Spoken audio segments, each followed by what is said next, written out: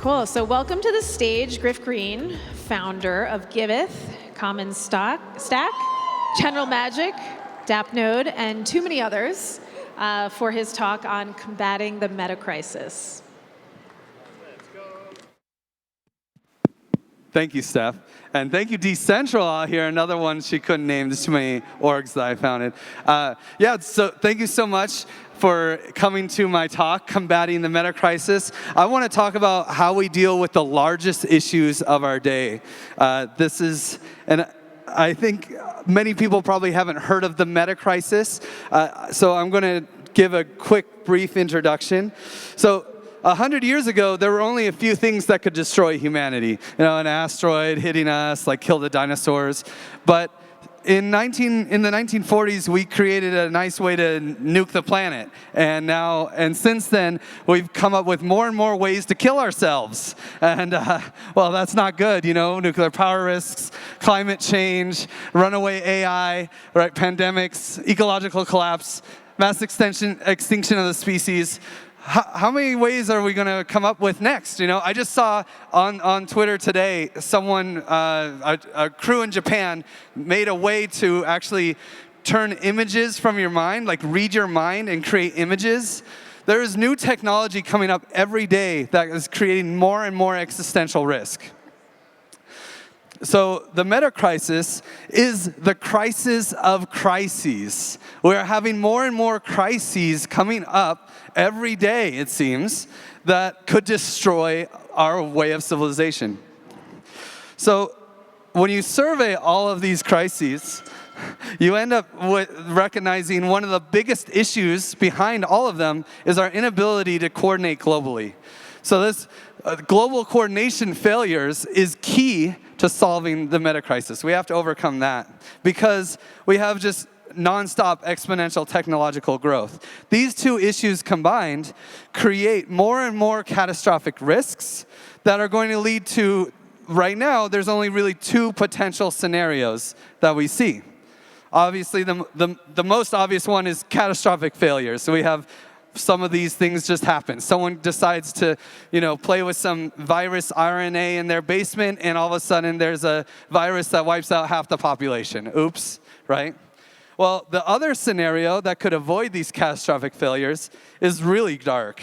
Some kind of dystopian centralized control structure where everyone is watched all the time to make sure they don't create that virus in their basement. And the likeliest scenario is if we have a couple catastrophic failures and then we fall into some sort of dystopian centralized control out of fear.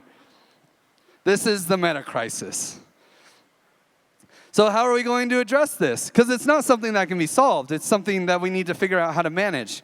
Maybe corporations and businesses can help us. Yeah, not so much. They have a lot of perverse incentives that actually create many of these existential risks. Move fast and break things, right? We can ignore the existential risks that might come up with this AI program. Let's just go get to market, satisfy our investors. Or, we could take care of our pollution ethically, but we have a fiduciary duty to our investors, so we're just going to pollute the river. Otherwise they would sue us. Clearly, this is not the structure that's going to solve our problems. You would think governments, right? Governments are uniquely positioned to deal with these kinds of issues, but in the end, there's a real geopolitical competition. If the U.S. decides to spend a lot of resources addressing some of these crises, then China actually gains geopolitical advantage. And this is what you see in climate change and addressing this very well-known issue that governments are continually failing at actually working towards.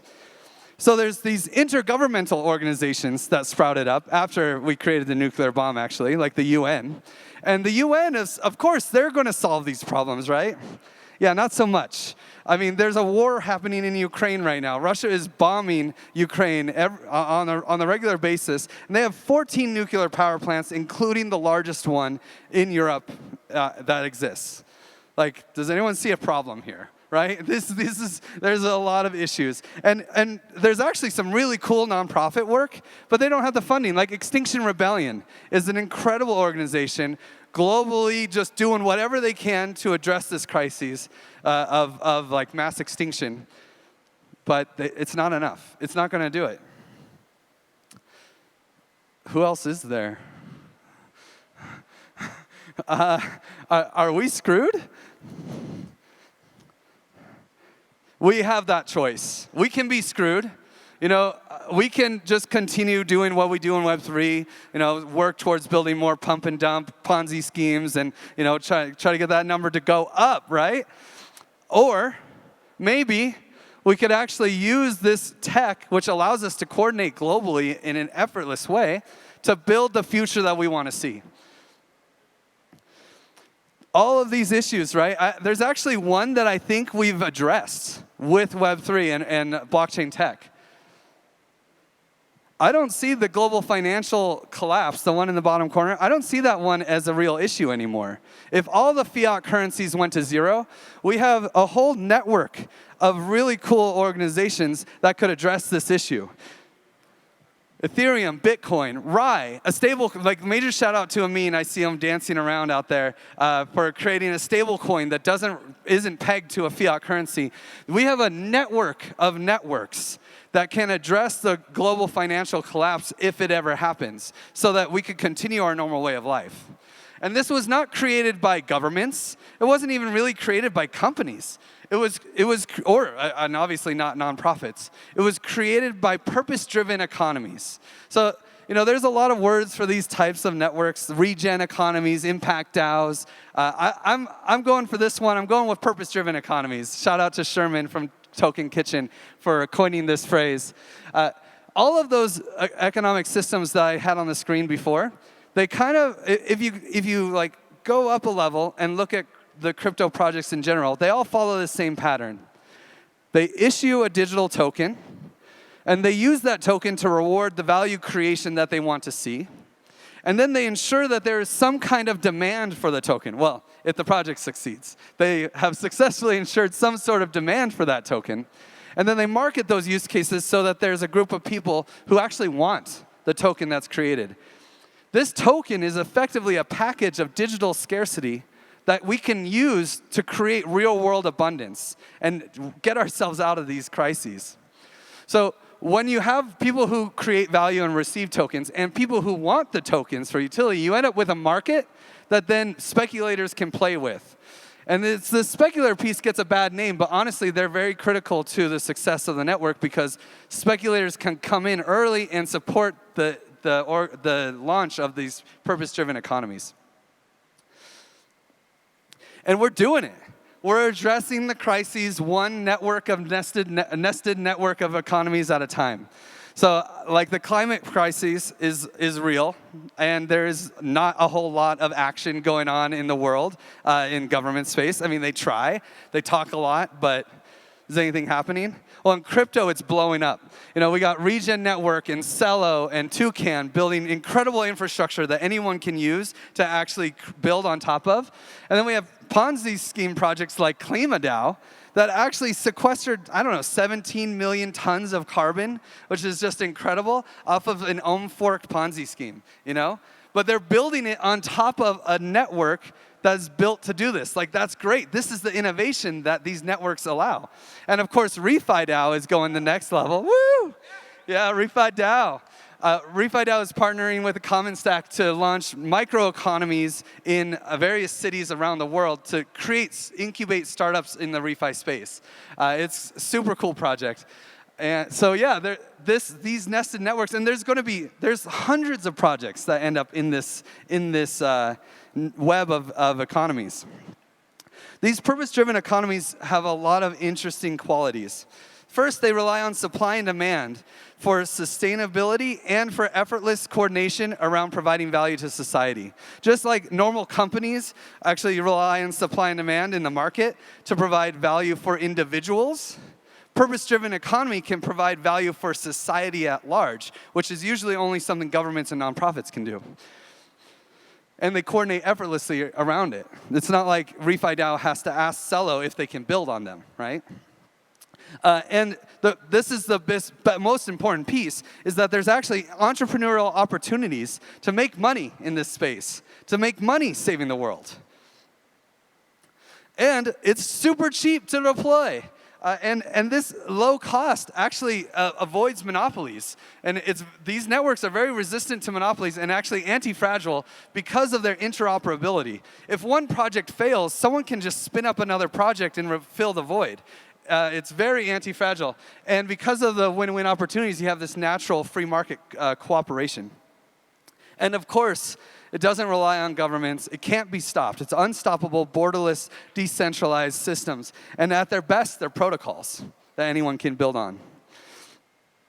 But we're not there yet. Honestly, it's still really hard to build in the purpose-driven economy space, especially as a startup. First off, impact projects are not prioritized over the pump and dump scheme. You know, somehow the investors, it's almost like a tragedy of the commons issue. A free rider issue. The investors are like, no, but I got to get my wallet to have more digits in it, you know? Well, that's not going to matter if AI takes over the world, okay? Like, we should really think about our priorities. And also, there is money in this space, so they just have to take that gamble and believe. The other big issue is it's really hard to start one of these purpose-driven economies up. Unlike business models, economic models need liquidity. They need accurate price discovery. And this is something that the Common Stack has really focused on with its augmented bonding curve. The augmented bonding curve allows microeconomies to start up without the big VCs supporting them and still maintain liquidity and price discovery. There's a lot of issues, of course. I can't talk about them all. But some of the biggest ones are that current governance systems suck. They're missing full spectrum stakeholder input. It's all like, how much money do you have? Okay, you have a vote. Not the best. And also, our voting systems kind of suck anyway. Who wants to go read forum posts all day and then like click yes or no? Like, this is just dumb. We can do better than this. But I don't have time to talk about that. So Lauren's talking about that tomorrow, showing how Giveth plans to bring world domination. Woo!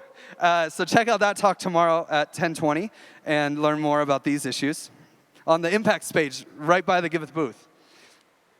But one of the biggest issues with playing with this purpose-driven economies is we're actually creating existential risk when we play with new technology. This is one of the biggest lessons out of the Metacrisis. Bitcoin itself creates existential risk. If we do have a global financial collapse and all this money goes funneled into the Bitcoin network and one Bitcoin is worth $1 million, that means there's an incentive to spend more than $6 million every 10 minutes on electricity to mine Bitcoin. Anyone see a problem? We have to be careful with how we design these systems. When you build a bridge, you don't just YOLO go to Home Depot and get some cement. You know, a civil engineer looks at these things. So we need to build a system of token engineering. This is why the Common Stack supported the Token Engineering Commons in launching, to build this kind of purpose-driven network around the study of token engineering. And a major shout out to Token Engineering Academy, who has been educating token engineers for free and giving out certifications. If you want to get in early on this new field of study, that is the place. Token Engineering Academy, check them out. But if we succeed at the token engine, building a safe place to build purpose-driven economies, and like we did so much work on smart contract audits, and you're welcome for that, by the way. If you know, you know. But we really, I mean, Luna just happened, and that was a token engineering issue. They didn't build a good system. There were no smart contract issues. We need to build out that token engineering space. But if we do that, then we can build global coordination networks to avoid the global coordination failures. And we can still maintain exponential technological growth and mitigate these catastrophic risks so that we can have a functional, technologically advanced society. If you like this work, and you're building projects in the space, I recently launched a project called General Magic. That's a service DAO that's here to help you build tools to address the Metacrisis. If you're building in the public goods impact DAO space, definitely look me up. We can help if you need a designer or front end or any of that. And also, if this topic is of interest to you, Kevin Owaki has done a great job to bring people into this space. He created MetaCrisisDAO.com, and a lot of the things I'm talking about here are derived from the work of Daniel Schmattenberger. So thank you so much. I have a lot of hope for us in the Web3 space, and to be here at ETH Denver is such a joy. To be in the vibes of the Biddlers. So thank you so much for having me, and I know we can make it.